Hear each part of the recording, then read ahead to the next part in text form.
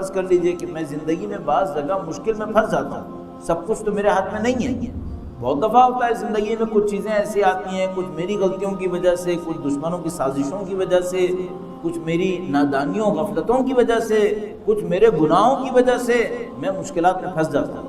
اچھا، جب میں مشکل میں پھنستا ہوں تو مجھے راہ نجات چاہیے یا نہیں چاہیے؟ سب کو چاہیے، چھوٹی چھوٹی مشکلوں سے لے کر بڑی مشکل تک۔ مثلا میں کرائے کے گھر میں تھا، سال پورا ہونے والا ہے، مالک مکان کہتا ہے گھر خالی کرو، میرے پاس گھر نہیں ہے، یہ بھی ایک مشکل ہے۔ میں چاہتا ہوں فلاں گناہ چھوڑ دوں، نہیں چھوڑ پا رہا، یہ بھی مشکل ہے۔ میں چاہتا ہوں مرنے سے پہلے فلاں نیک کام میری عادت بن جائے تاکہ برزخ میں مجھے نصیب ہو جائے، نہیں بنا پا رہا، یہ بھی ایک مشکل ہے۔ چاہتا ہوں فلاں آدمی سے میرے دل میں جو بغض ہے یہ بغض ختم ہو جائے، کیوں رکھ کے مروں، نہیں کر پا رہا۔ رائے حل کیا ہے اس کا؟ کچھ جگہیں تو میرے ہاتھ میں ہوتی ہیں، بھئی 4 پیسے کم کما رہا ہوں، زیادہ محنت کروں گا پیسے بڑھ جائیں گے۔ کچھ جگہیں ہوتی ہیں ہاتھ میں، کچھ جگہیں ہاتھ میں نہیں ہوتی ہیں۔ خدا متعال فرما رہا ہے وَمَن يَتَّقِ اللَّهَ يَجْعَلْ لَهُ مَخْرَجًا، جو اللہ کا تقوی اختیار کرے گا خدا راہ نجات دے دے گا۔ یہ راہ نجات صرف پیسے کے معاملے میں دے گا یا معنویت میں بھی دے گا؟ معنویت دنیا میں دے گا یا آخرت میں بھی دے گا؟ جہاں جہاں خدا ہے وہاں وہاں دے گا۔ اس دنیا میں بھی یہی خدا ہے، برزخ میں بھی وہی خدا ہے، آخرت میں بھی وہی خدا ہے، سب میں دے گا۔ مادے کا بھی خدا ہے، معنویت کا بھی خدا ہے، وہی دے گا۔ کس شرط پہ دے گا؟ وَمَن يَتَّقِ اللَّهَ، جو تقوی اختیار کرے۔ اگر مجھے اس پر ایمان ہو تو جس دن میں مشکل میں پھنسوں اس دن کس بات پہ غور کروں؟ اس دن مجھے چاہیے اس بات پہ غور کروں میں نے تقوی میں کون سی کمی کی ہے کہ راہ نجات نہیں مل رہی، کیا غلطی کی۔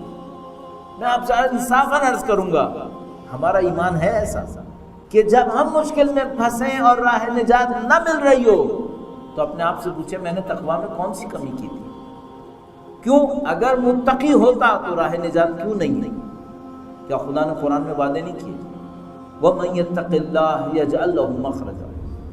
آپ کہیں گے ہاں راہ نجات بہت دفعہ متقی حضرات پھنس جاتے ہیں، نہیں معلوم کون کون سی مشکلات میں پھنس جاتے ہیں۔ خدا شاہد ہے، اگر اہل تقوی ہوتے ہیں تو جس حالت میں پھنستے ہیں اس کو اپنے لیے پھنسنا نہیں کہتے، توفیق کہتے ہیں، ان کو پھنسنا نہیں لگتا ہے۔ تو یا تو خدا مشکل سے نکال دیتا ہے یا مشکل کو آسان بنا دیتا ہے، یہ خدا کا نظام ہے۔ اگر مثال کے طور پر شہید اول یا شہید ثانی کا واقعہ مشہور ہے، دشمن کی زد میں آ گئے، دشمن نے پھنسا دیا، قید خانے میں رکھا ہوا ہے، اگلے دن اعدام ہو جائیں گے، مار دیے جائیں گے، اللہ سے دعا کی ربی انی مغلوب فانتصر، اے خدایا میرے اوپر غلبہ کر لیا گیا، تو میری نصرت فرما۔ قرآن کریم کے اندر ایک انداز ہے کہ کہتا ہے یہ میرے نبی نے کہا بس یہ ہو گیا، تو علماء اس سے پک کر لیتے ہیں کہ ہاں جو یہ جملہ دہرائے گا تو یہ ہوگا۔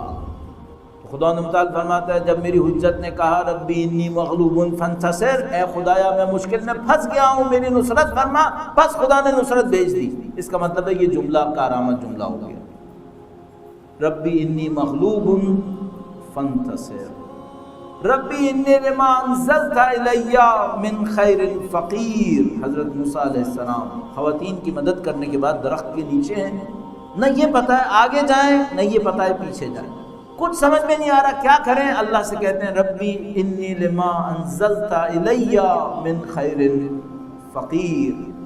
خدا متعال فرماتا ہے پھر ہم نے ان کے لیے دروازہ کھولا، ان کو اپنی حجت سے مزاجا۔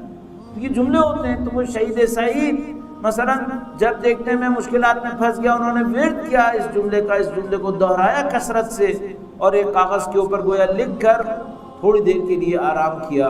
تھوڑی دیر میں آنکھ کھلی، کاغذ کے پیچھے سبز لکھائی سے لکھا ہوا تھا ان کنت عبدی فاصطبر، اگر میرے بندے ہو صبر کرو۔ کیا مطلب؟ خدا نے ہم انسانوں کو 2 طرح حل دیا ہوتا ہے۔ ایک دفعہ مشکل میں ڈالتا ہے، کہتا ہے سوچو سمجھو کوشش کرو جد و جہد کرو۔ سست انسانوں کو پسند نہیں کرتا، تسلیم کرنے والوں کو پسند نہیں کرتا، جد و جہد نہ کرنے والوں کو کبھی پسند نہیں کرتا خدا۔